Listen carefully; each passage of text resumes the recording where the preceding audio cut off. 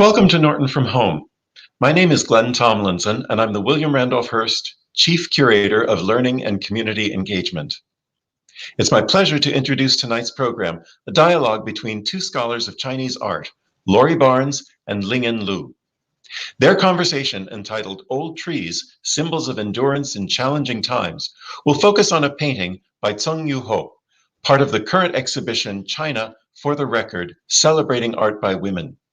Yu-ho's 20th century painting is based on one of the most renowned artworks of the Ming Dynasty. We'll hear more about this intriguing relationship. Our program is made possible with support from the Gail and Paul Gross Education Endowment Fund. If you wish to ask our speakers a question, please just type it into the chat on your screen. We'll address your questions at the conclusion of the conversation. So it's my pleasure to reintroduce Laurie Barnes, who is the Elizabeth B. McGraw Curator of Chinese Art at the Norton Museum of Art, where she's been our colleague since 2006. She's acquired over 70 works of art for the museum's collection, from ancient lacquerware to monumental Ming Dynasty paintings. Her research into the collection has resulted in over 25 thematic exhibitions and a host of complementary programs. Lingan Liu is Associate Curator of Chinese Art at the Nelson-Atkins Museum of Art. Ling-en Liu earned her doctoral degree in art history from the University of Kansas at Lawrence, Kansas. Currently, she serves as Associate Curator of Chinese Art, and in this role, she assumes a full range of duties for the museum's collection of Chinese art, including research, exhibitions, acquisitions, and publications. Her research focuses on Chinese painting and Buddhist art. She also extends her interest in the studies of furniture, textiles, and other forms of art. Ling-en is the author of several articles regarding paintings in Chinese and English language journals. Our first speaker tonight is Laurie Barnes. Laurie, welcome. Thank you, Glenn, and thank you, Ling-en, for joining us, and thank everyone online for joining us as well. It's my pleasure to introduce this work and help you understand it a bit better.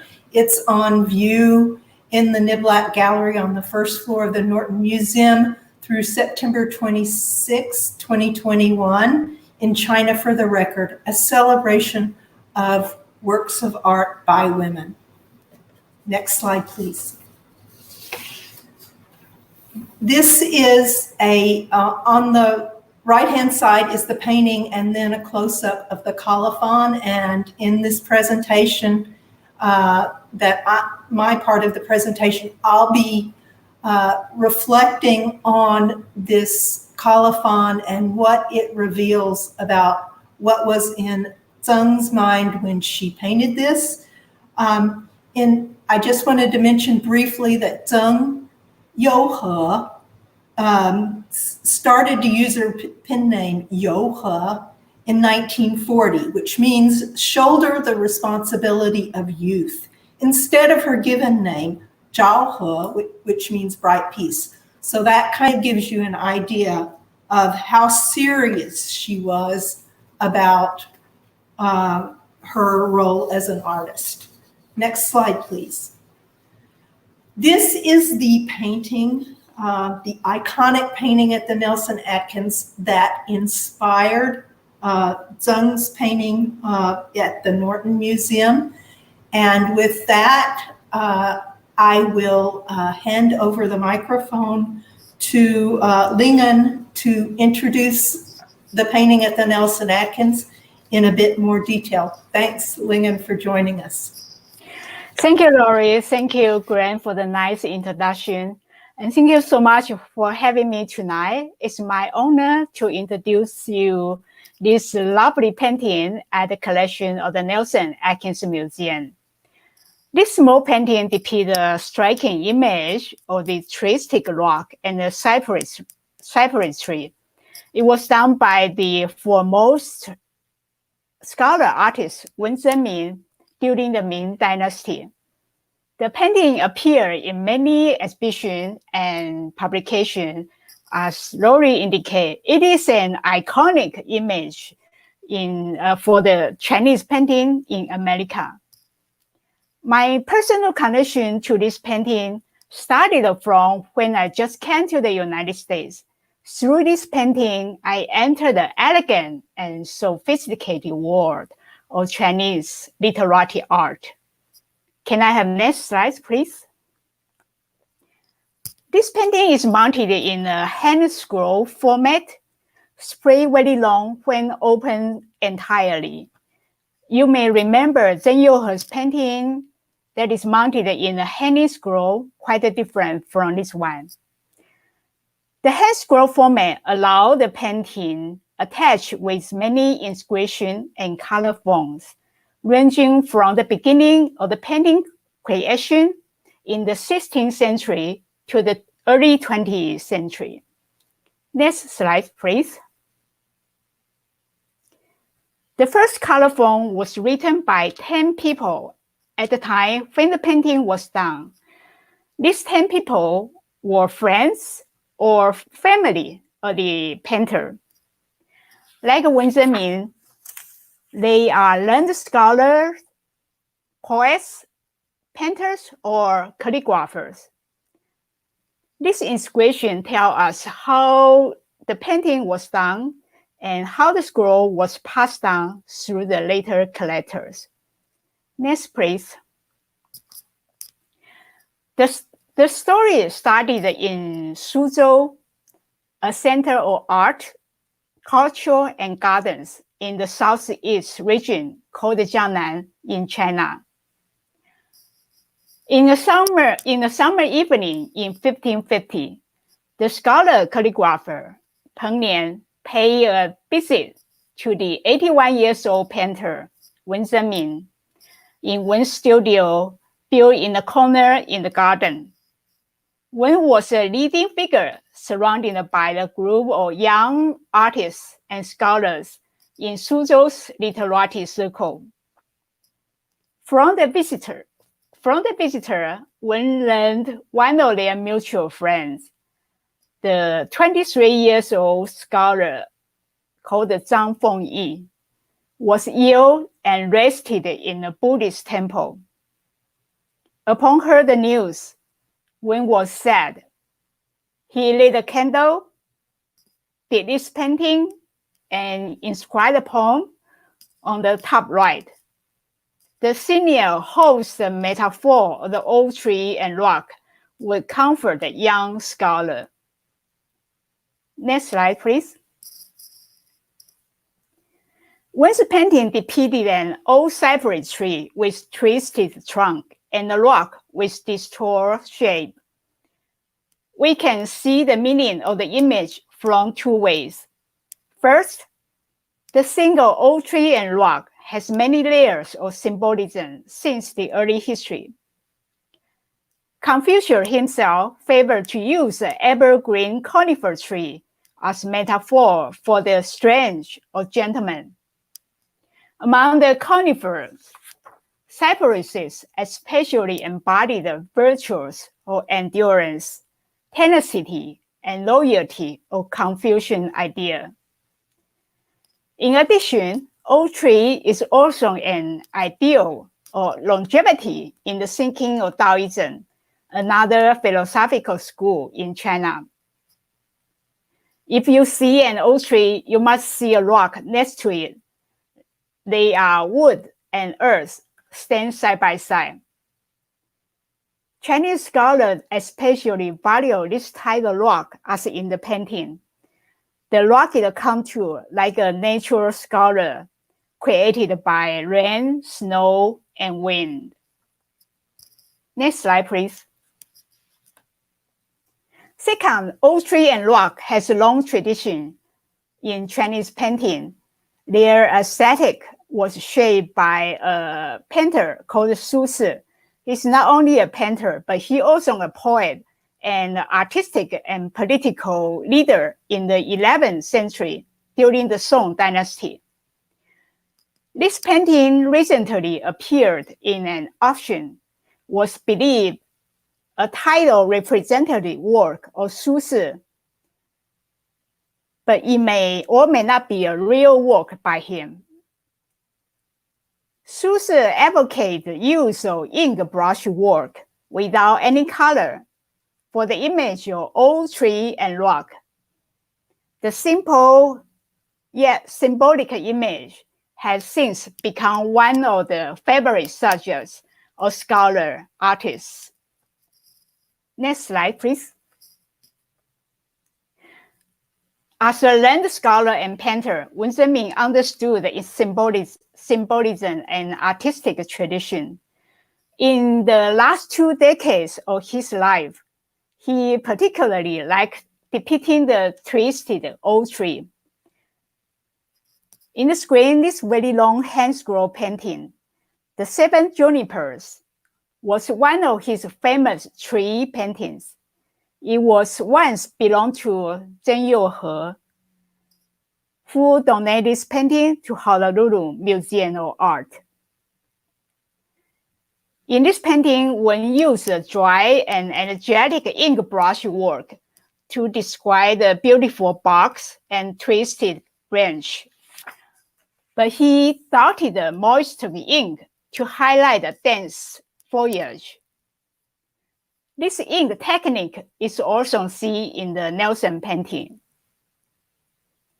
An old cypress tree can live very long and still stand tall and strong, such as Wen Zhengming's painting. Can I have the next slide, please? And you can see this photo. They are double cypress at the Garden or Palace Museum in Beijing. They are said to be over 300 years old. The aged cypress trees have this beautiful sculpted bark. Wen Zhengming certainly enchanted us with the most striking image of the cypress trees. Next, please. However, in the Nelson painting, the tree is rather small in relationship to the rock. They look like the cultivated plant in a small planter or bonsai. We can imagine that the Nelson painting may be inspired from the scene in the garden that functioned as a place of social life and gathering for Wen Zhengming and his friends. Next slide, please. The cultivated garden rock and tree were common design in Suzhou gardens, representing miniature landscapes. They appear in this painting that depicts the scholar's garden by the Suzhou artist, showing on the left, and another Wen Zhengming's painting on the right. Next, please. Laurie just shows a translation of Wen Zhengming's poem, so I will not repeat them. Here, I wish to point out the quote from the Tang Dynasty poem by Du Fu. Wen slightly changed the quote for the first character. So this sentence can be interpreted in 2 ways. I think my personal thinking is that the second interpretation by the British scholar Craig Kuna may fit the intention of the artist better than the first translation. He translates, "The cypress already marble enough to astonish the world without any need of embellishments." Wen Zhengming was a wealthy, intelligent, and respectable gentleman in Suzhou. However, he also had an unsuccessful career. He did not advance in the imperial examination system, so did not achieve an official career that was considered important at that time. He relied on his family fortune for the rest of his life. Considering his art and life, the image of the old tree and rock were particularly significant to the painter. The old tree and rock image reflects himself, endurance, tough, without any need to embellish himself. He chose his own image to encourage the young man. Next slide, please. So this nice greeting painting certainly pleased the recipient, Zhang Fengyi, who was recovered from the illness. He eventually became an established scholar and writer. He kept this elegant painting in good care in his home for several decades. After 63 years, Zhang Fengyi, at the age of 86 or 85 in modern count, inscribed another color form, recounted his story. Next year, he passed away. Now this color form is attached at the end of the hand scroll. After the recipient died, whereabouts of this painting remained quietly for over 100 years. Next slide, please. We trace how this painting circulated among the collectors in Suzhou based on the documentation in the hand scroll, such as the seals and color forms. First, in the 18th century, during the Qing dynasty, the painting was in the hands of collector Liu Su, who passed it to another famous collector, Gu Wenbin. In the very early 20th century, the hand scroll still remained in Suzhou. Then, a French diplomat and collector, Jean-Pierre Dubosc, with the Chinese name Duboqiu, acquired this scroll. So this is my guess, that because of this French connection, the young Tseng Yu-ho saw this painting in Beijing. She understood the importance of Wen Zhengming's old tree and rock, so painted her own vision, inspired by the Ming Dynasty painting. Thank you so much. With this, I turn back the stage to Laurie. Thank you, Ling-en. I'd like to proceed with a little bit to help you understand what was going on with Zheng and her perceptions of this painting. Next slide, please. This is the poems of Wen Zhengming and the 10 other friends of Zhang Fengyi echo sentiments expressed in Du Fu's poem, Ballad of the Ancient Cypress. Throughout history, Chinese scholars have painted old evergreen trees, as Ling-en indicated, as a type of self-portrait, embodying their Confucian values of majestic, transcendent endurance in the face of hardship. The highlighted line from Du Fu's poem is the one that Wen Zhengming repeats in his poem. The tree remains, impressing the world. I know that Ling-en translated a bit differently, but the sentiment remains. The cypress in Du Fu's poem once grew near the shrine to the great military strategist Zhuge Liang, who was called Ming in Du Fu's poem. He was the mastermind behind Liu Bei's Shu Kingdom victory of the Red Cliff on the Yangtze River in 209 in the Common Era.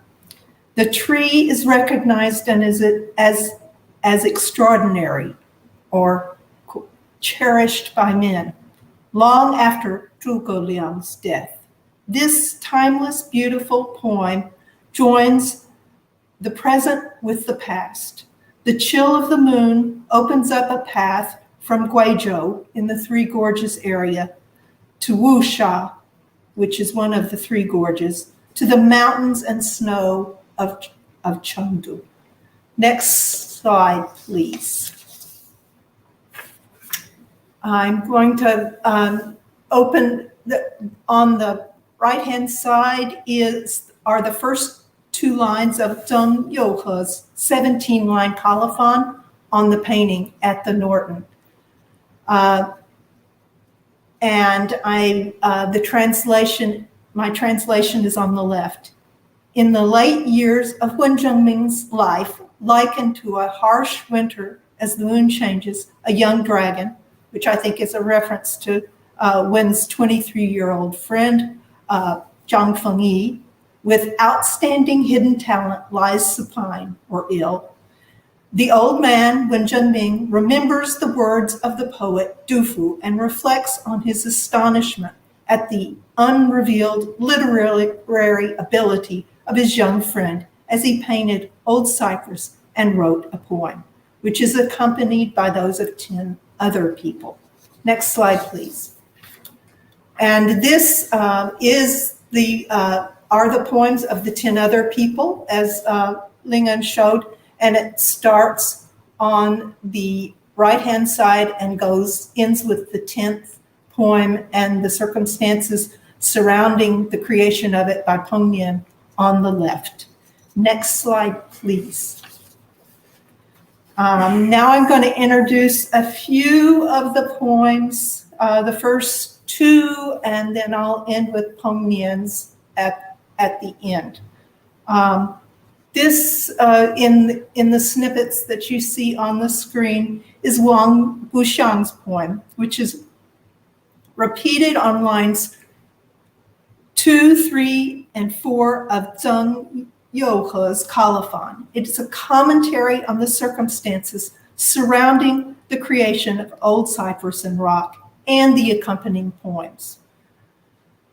The poems appended to Old Cypress and Rock echo sentiments expressed in Wen Zhengming's poem. The poem was written out of concern, as we've already learned, for his 23-year-old friend, Zhang Fengyi.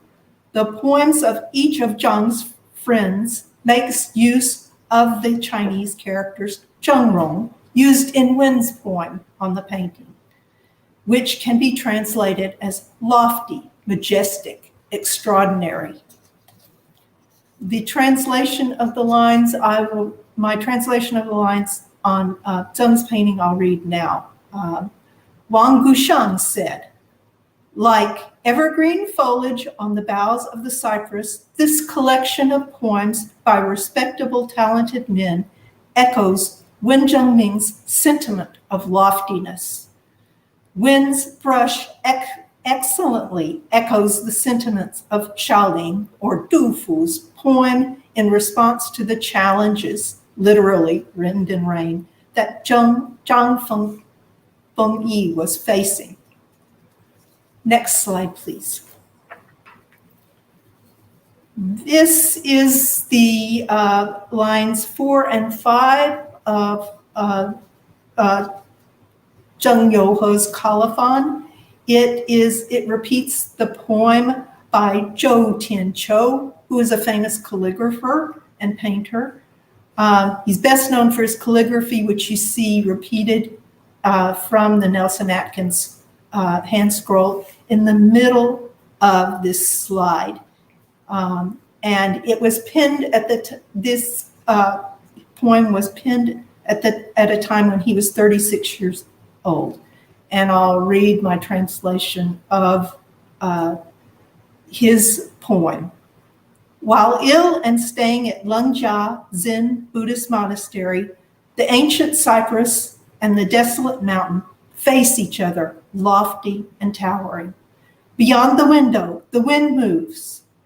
The moonlight shadow of the legendary dragon, which can be also considered the old cypress, sleeping inside fragrant orchid curtains, he, which is probably a reference to Zhang Fengyi, worried that the sound of the wind would frighten dreaming cranes. Next slide, please. And this is the last of the 10 colophons written by Zhang Fengyi's friends to wish him well in his recovery from illness. On the right side, you see the Zhang Fengyi's Peng Nian's poem, and in the middle, you see his colophon from the Nelson-Atkins scroll describing the circumstances behind the creation of this hand scroll. Peng Nian lived from 1505 to 1566, and he wrote this colophon at age 45. The colophon is important because without it, we would not know when Old Cypress and Rock was created. After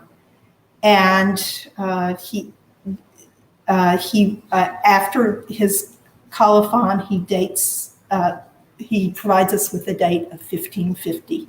And now I'll read from the slide what Zheng wrote in her colophon, and then I will read the translation of what Peng Nian says about the creation of this painting. Lofty is the brushwork, referring a reference to both the painting and the poem of the great and revered old Chinese historian, which is a reference to Wen Zhengming, in the hours just before dawn, which is roughly 3 to 5 a.m.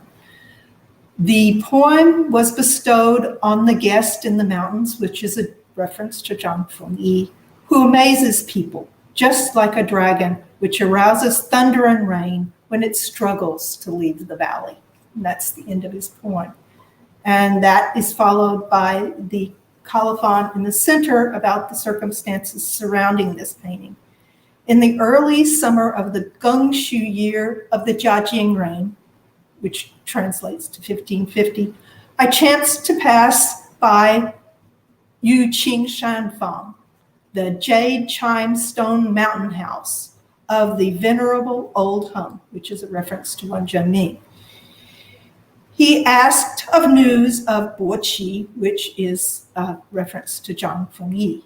At the time, Boqi lay ill in a room in Lengjia Monastery. The venerable old gentleman sorrowed for a long while. Then he lit a candle and created this painting and poem to send to Boqi. The meaning of the poem is deeply sincere, and it is not only to wish for Zhang Fengyi's recovery from illness. He, Wen, was already 81 years old, yet this shows deep concern for the younger generation. And in admiration, I have chanted it many times and respectfully record this. Peng Nian. Next slide, please. We know from Glenn Tomlinson's correspondence with Zheng before she died that this painting was given to Henri Veche. Gustave Ecke and Tseng Yu-ho were close friends with the Frenchman Henri Veche, who was the owner of the French bookstore in Beijing. In 1944, Veche published a 200-copy limited edition of Gustave Ecke's now classic book, Chinese Domestic Furniture. With the end of World War II in 1945, 49-year-old Gustave married Yu-ho, his 20-year-old student, and Veche was among the 35 guests present. In 1946, Yu-ho painted Juniper in the style of Wen Zhengming and gave it to Henri Veche. Like Wen's old Cypress and Rock, Zheng's Juniper in the style of Wen Zhengming was a gift of an artist to a cultured and esteemed friend in uncertain times. According to Zheng, post-war Beijing was a very gay and exciting way of life. Zheng commented at this time, "I was Gustave's little wife, someone with no brain. I was accustomed not to express my feelings, so everyone thought I hardly knew anything. I saw her differently. Yu-ho had a youthful, indescribable charm composed of spirituality, delicacy, nobility. There was strength emanating from her." Next slide, please. Zheng's choice of a wedding reception garment was a slightly modified Qing Dynasty gold-embroidered Manchu official's dragon robe purchased at a Beijing antique store. It was an expression of her individuality. Difference in styles of clothing worn by Manchu and Chinese women had faded by the 20th century. And during the May 4th movement of 1919, reformers such as the writer Xu Dishan had promoted the idea of abolishing gender-based dressing as a way of achieving gender equality.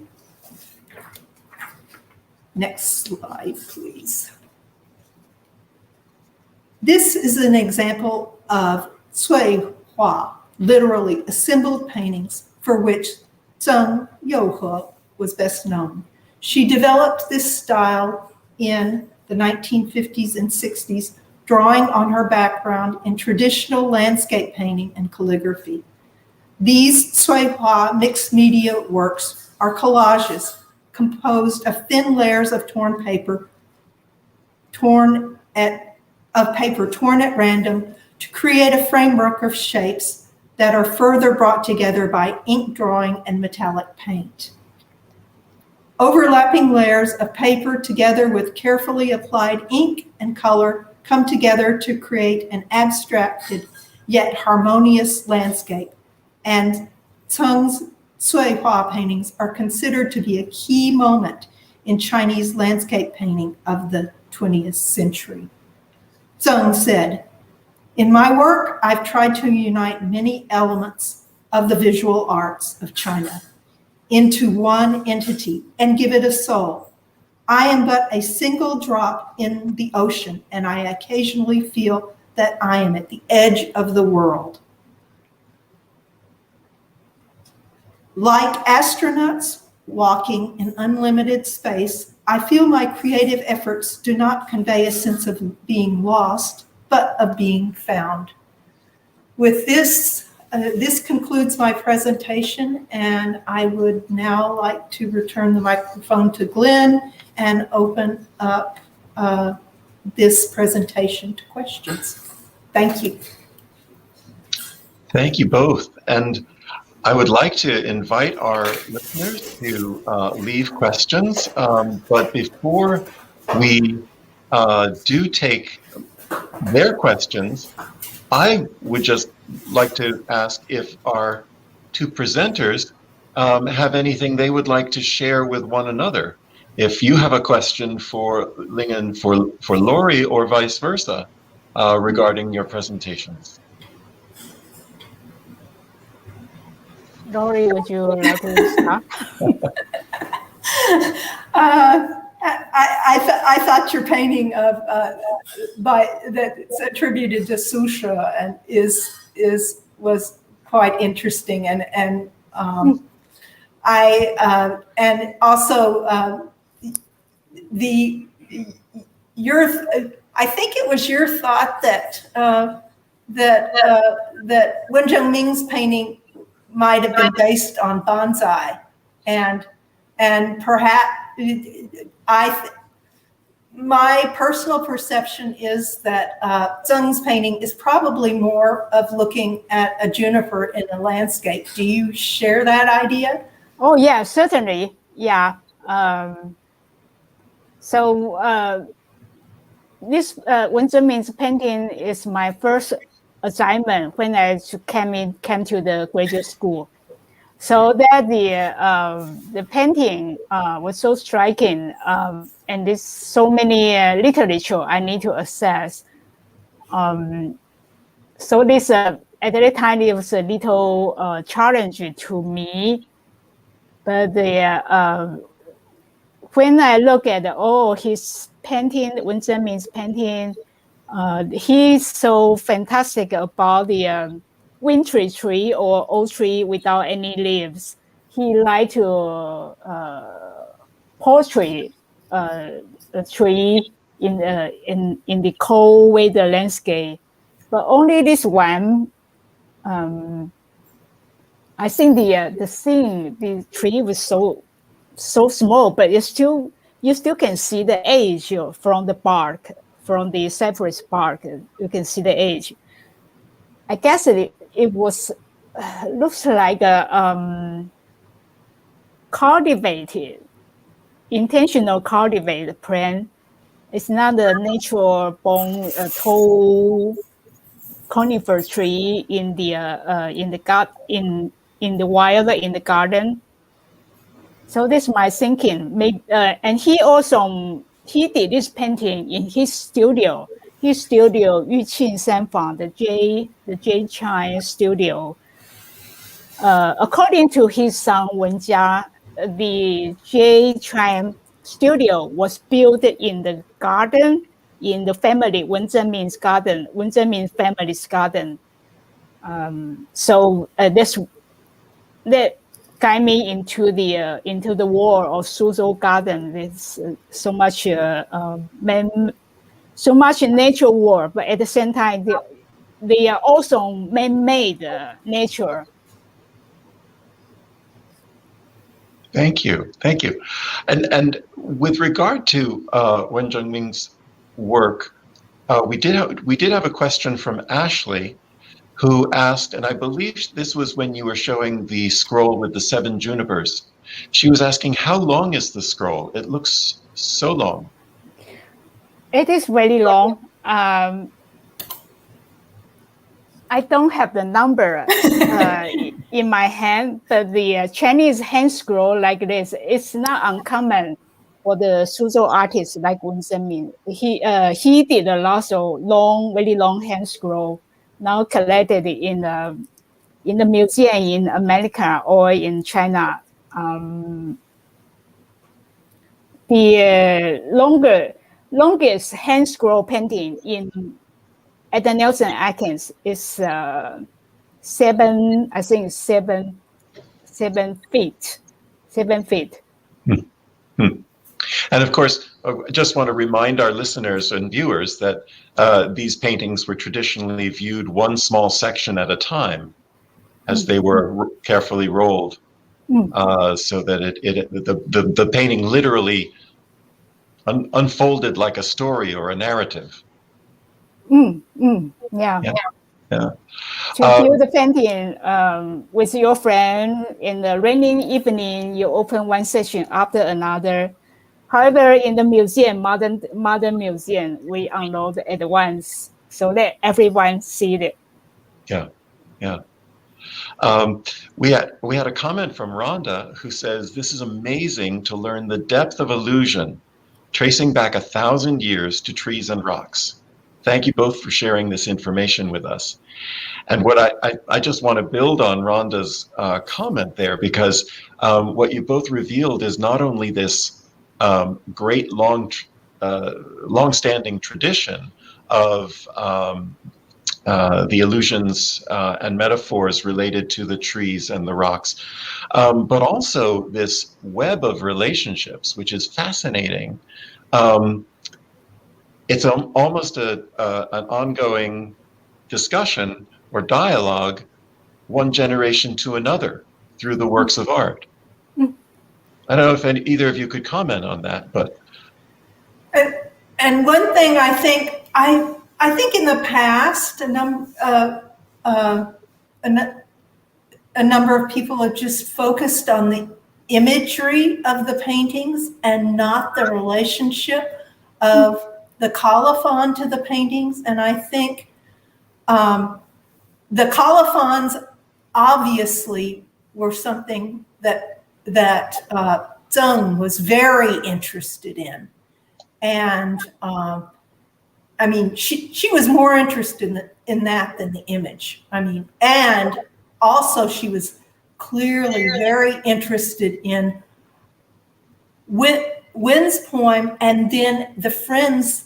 She was really focused on the friends picking up on the concept of lofty, majestic, outstanding, and using it in each of their points. That's something she stressed. And I look at this painting at the Norton as something where she is really trying to counter that comment that I read from her, that people thought of her as Gustav's wife. It was somebody with no brain. I mean, the concepts and the connections expressed in this painting clearly tell us that she was a very formidable scholar and a very smart lady. And Gustave, of course, recognized that.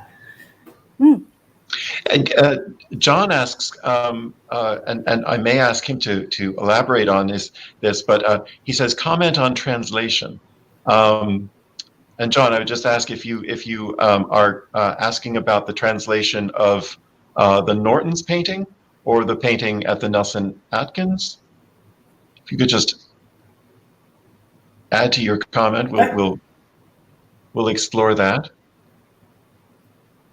I can say I entered into trying to translate this with a great deal of trepidation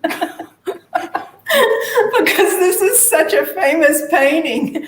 And I mean, even Lingan mentioned Craig Clunas and that she felt like he had really, his translation was the best in expressing what Wen Zhengming's sentiments were.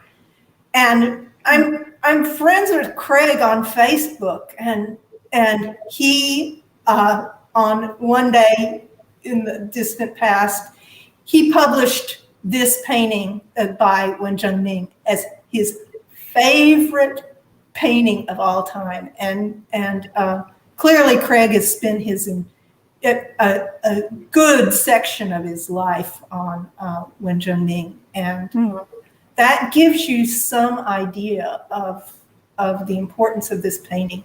And at the time that this painting was in Beijing, where we know, based on Zheng's colophon, that she saw this painting. We don't know exactly how, but at the time, from reading a dissertation on Zheng, we know that she was trying to see every single painting that she could get her hands on at that time, and see. And she was, and the cultural scene, particularly the French bookstore where Henri Veche was the proprietor, was certainly must have given her that opportunity. So John comments again, Nelson-Atkins contrast between the Western guy versus Wen's translation. I favor Wen's interpretation because the young artist was only 23. Yeah, for the translation,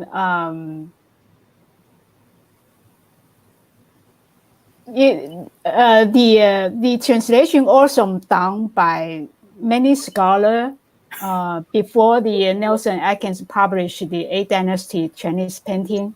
So their translation is little similar to Craig Clunas' translation. One thing I think is the Nelson translation, they use separate trees as a metaphor for encourage the young man. But in Du Fu's poems, this without showing your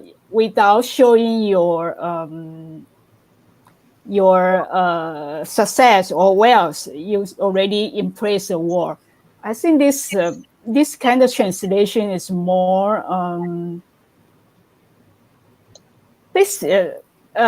to the Confucius idea. For the scholars, Chinese scholar, the important thing, you don't show your wealth, your success. You have to be humble. So I think this is probably my personal thinking, personal favorite to this kind of translation. And of course, Du Fu's poem was so so beautifully done, and you can interpret it in a lots of different ways. What do you think, Laurie? I think all of the translations, there's a kernel of the same meaning, but I think that in looking at a number of the translations that I've seen tend to focus on the circumstances around Pengmian's circumstances around the creation of this painting and Wen's poem. And very little on the friend's poems. But the reason I delved into this in this presentation a little bit more deeply is because Zheng was clearly very interested in that. So can I ask? Translation is really hard. No doubt. That's really difficult. So we can debate all day about what's the best translation and never get to the end of it. I think. Ling-en, did you have a question? Yeah, I'm really interested in Tseng Yu-ho actually. So what is a background? How did she study painting? Was she born in a family like Wen Zhengming's family, the scholar, traditional scholar artist? So she learned the way to write a brush when she was really young, and she learned the copy painting. She learned to find all the paintings she can do. I know it's not easy to for the female artists to go to everywhere, try to find the painting that she can learn to copy. But I think she's amazing. And then she came to the United States. Her painting style is completely different from what she grew up. In doing research on her, and especially to connect the other piece, this painting with the other pieces in China for the record, because I include a number of bound feet shoes in that made by women. Zheng's mother was one of these trailblazers in China, and during a challenging time in her family, her father died when she was 14, and she was the oldest of, I think, 6 children. And she unbound her bound feet, and she was a teacher. She became a teacher, and she made sure that she made sure all of her siblings received good educations, primarily, I think, in the West. And when Zheng was young, she got sick, and she was primarily raised by this grandmother who taught her not only how to embroider, but also how to paint. And when she was sick, there was hired a painting teacher for her, and her talent was recognized. And then she just continued to build on that throughout her lifetime. And Laurie, I'm sorry, go ahead.